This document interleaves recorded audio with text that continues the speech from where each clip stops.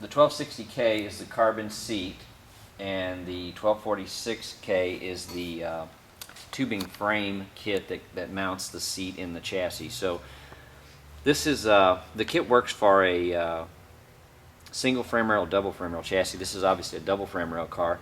So we're going to kind of walk you through some of the pointers of installing this kit, because it can be a little bit intimidating to get the seat mounted.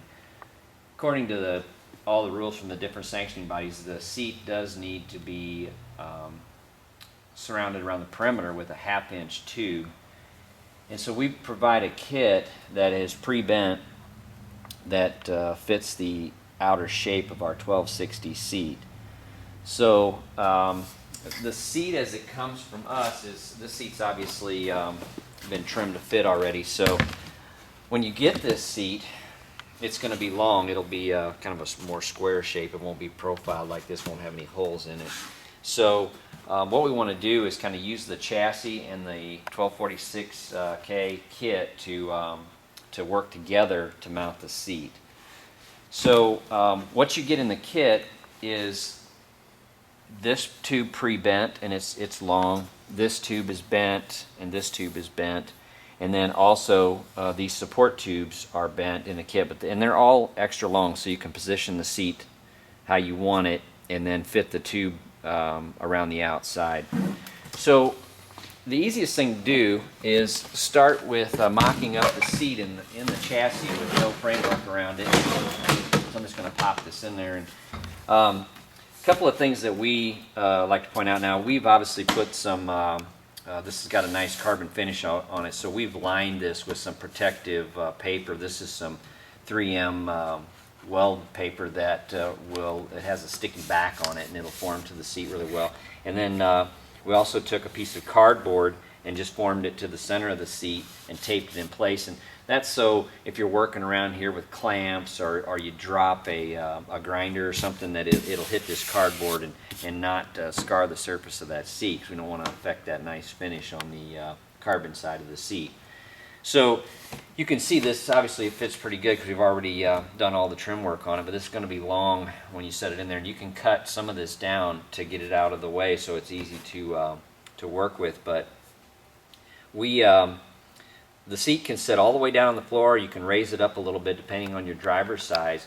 One of the key elements that we want to point out is that the back of the seat is going to be at 70 degrees, and that seems to be a good number for this seat and the driver comfort. So we're going to take that digital protractor that I showed you in some earlier videos, and we're going to use that on the back of this seat here, and we're going to put that seat at a 70-degree position.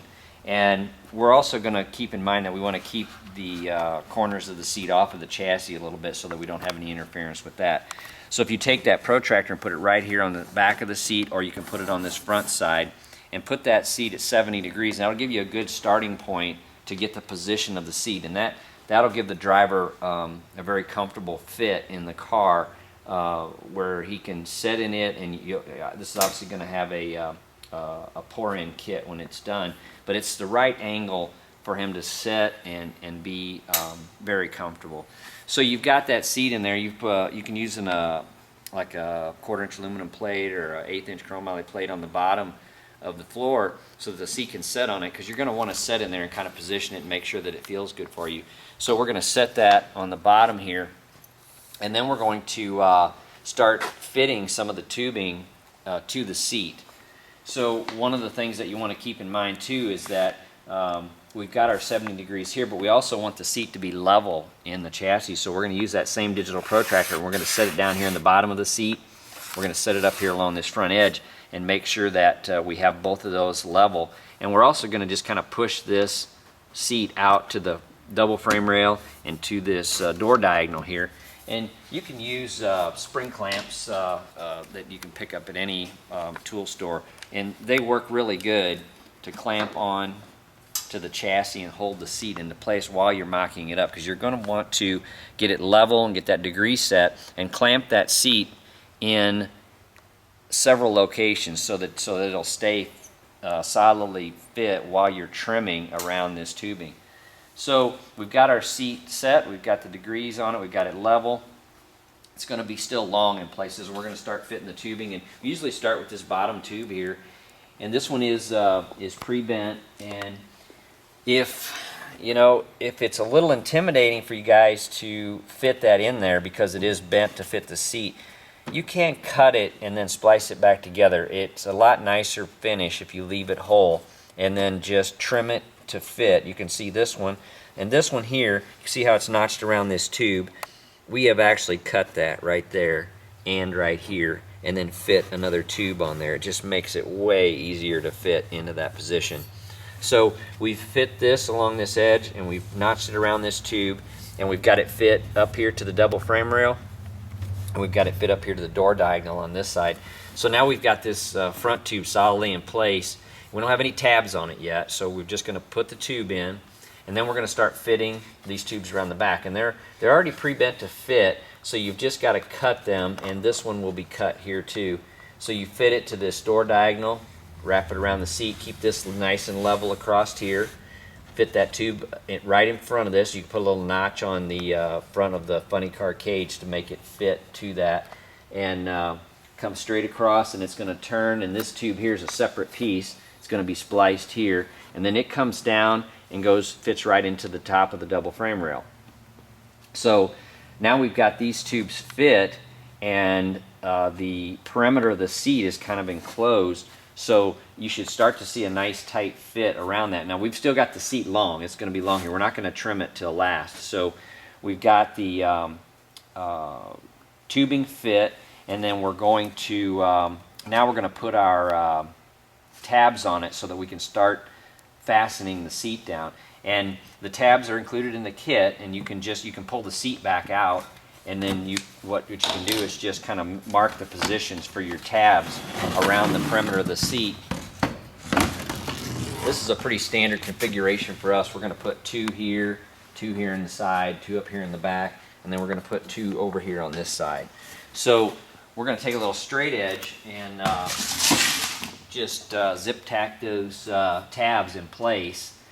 And we know that the seat fits flush here, so we're going to flush these out all the way around here and tack those tabs on. We don't have this in yet, because we're going to wait to put this in until we get the seat fit for the Zeus's, because if you fit this in now and then trim the seat, a lot of times it'll ride on this, and it won't go down, it won't fit tight, because you want that seat to kind of suck in place and fit tight around that perimeter. So we're going to hold off on this till the end, and we're going to fit these tabs, and then we're going to put the seat back in here.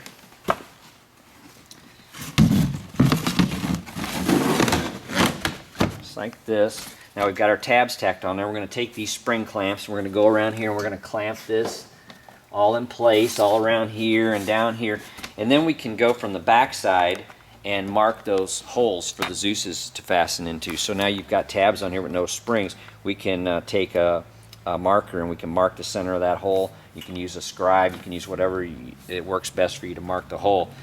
And we're going to go ahead and mark those holes, and then pull the seat back out, and use a rotabroach to bore that hole through that seat. Now one thing you want to be careful of is these seats are Kevlar or aramid fiber on the back to keep them tough, so they'll have some impact resistance. That stuff's very tough to cut through. So you're going to want to have a sharp cutter to make that hole in there. And you can drill a pilot through from the back where you've got it marked, and then you can bore the hole from the front side, from the carbon side through, and that'll keep the hole from getting frayed around the inside or the show side of the seat. Now we've got a panel doubler that's going to go on the inside, so if you do chip the hole up or fray it up a little bit, it's not a big deal, because we've got like a 2-inch diameter panel doubler that's going to get riveted onto the seat on the inside.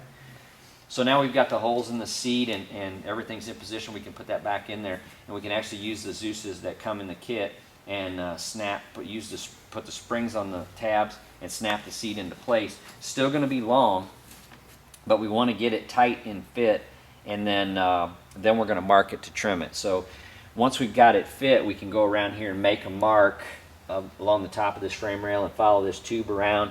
And it's always better to mark it and cut it a couple of times and try to cut it right the first time. So I would suggest cutting it just a little bit long, maybe a 1/2 inch long all the way around, and then take the seat out, trim it down, and then put it back in, and then double check that trim line, because if you cut it too short, you're screwed. So you want to cut it twice than cut it once too short. So we've got it cut down now, and we're ready to fit those center support tubes in, and we can do that once the seat's installed. So we're going to fit those in the back and roll them down into the seat and fit it right to the bottom of the seat tight. Once you've got those fit, then you can take the seat out and tack those tubes in, and then put the seat back in there. We want those support tubes to be tight against the bottom of that seat. There's a core stiffener in this seat, so we've got carbon and we've got an aramid fiber on here, and then we also have a core in there, and we want those 6 inches apart is nice, you know, just something wide enough. There's no really spec on it, but you can put them at any width to give the driver some good support. You don't want to get them too wide, because if you use a 7-point harness, you need some room back here for the slots to go through for those 2 points of the 7-point. So 6 inches is good, and once those are tacked in, we've also got 2 little support tubes here. One about midway on your back, and then one kind of right under the butt of the seat here, just a little forward of that radius.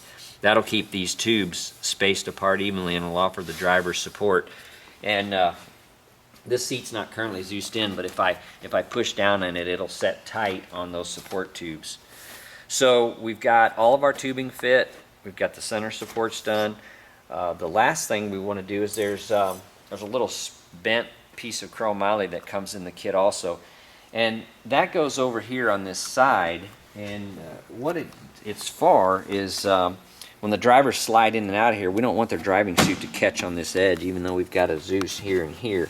You know, their driving suit will catch on this edge, so we put this little piece of tubing right here, just like that, and we're just going to tack that. You can see the guys have got it marked where it's going to be welded, but I busted it off before we put the seat in there.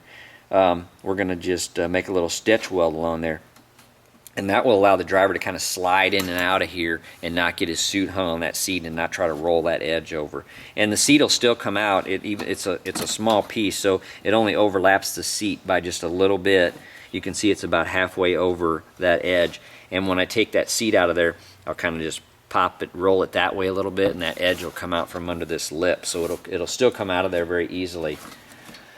But once you have that tacked in there, then you're ready to do all the final welding. One thing I would suggest to do before you do your holes or do any trimming, do the final welding on this outer 1/2 inch tube. Weld it all up, because it can pull and move a little bit, so you want to go ahead and weld all this up before you install your holes or trim the seat down to size. Again, when you trim this, you know, you can use an abrasive wheel, works good, but this aramid fiber, this gold colored part, this is Kevlar is kind of a brand name, but Kevlar is an aramid fiber, and aramid is very tough, and it's the same material that's used in a ballistic jacket to keep a bullet from going through. So it's very tough and it's very hard to cut, and you'll notice when you trim that, you'll get a lot of fraying or a little bit of a rough edge on there. And you can, there's a couple options you can do to clean that up, because aramid is a very tough fiber. You can use a finer sandpaper. The finer the sandpaper, the easier it'll be, like maybe like a 120 grit or 180 grit or something. We'll cut it down. It'll still be frayed a little bit, but you can use a very sharp razor blade, a single edge razor blade, and you can just go along there and trim that little fray off with that razor blade. You'll find that that's the case with everything you do on the seat, from your holes to trimming it to putting the seatbelt slots in. So that'll clean up the edge, and that's got the seat mounted. One of the things we're going to do at the very end when we do the final assembly is we paint the back of this seat. We'll paint it a satin finish black, just to cover up this gold color. You don't have to paint it, but we do just to give it a nice finish. So that's got our seat all mounted, and